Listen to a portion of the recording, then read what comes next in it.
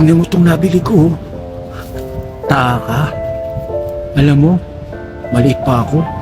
Matagal ko nang gustong magkaroon ng ganito. Hanggang tingin lang ako nun. Wala kasing pera. Mahirap lang. Makain wala.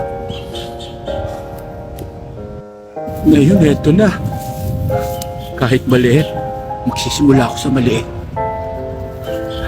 Gaya ng pangarap, nagsimula ako sa mababa.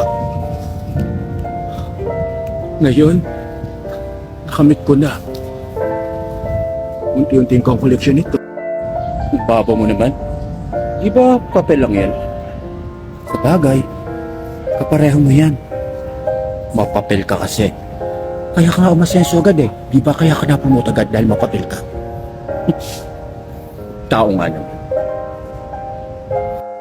Sa bagay, hindi na ako magtataka. Ang mga hampas lupang kagaya mo, mapapel talaga. Ambisyoso. Gagawin ng lahat para umahon. Bagay na bagay kayo magsama ng taka mo. Isang kabayong papel, kapartner ng isang taong mapapel.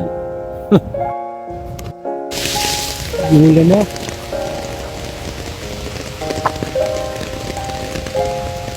Ano sabi mo? Mapapel ako? Saan ang gagaling yan? Hugot pawis ang pinuhunan ko dito. Kaya narating kong kinalalagyan ko ngayon. Palibhasa, madali sa iyong lahat. Mayaman ka kasi. Akala mo, madadaan lahat sa pera mo. Kung sa mata mo mapapel ako, ano naman tingin mo sa sarili mo? Akala ko kaibigan kita. Akala ko natutuwa ka sa lahat ng mga tagumpay ko. Yun pala, may lihim kang inggit sa akin. Mapapel ako? Ano kaya tingin mo sa sarili mo?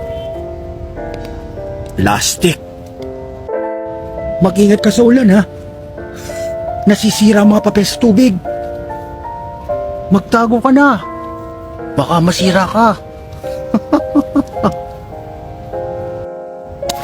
Hindi bali ng papel. Huwag lang plastic na kagaya mo. Mamaya pagkatapos ng ulan, mainit na. Mag-ingat ka. Natutunaw ang mga plastic sa init.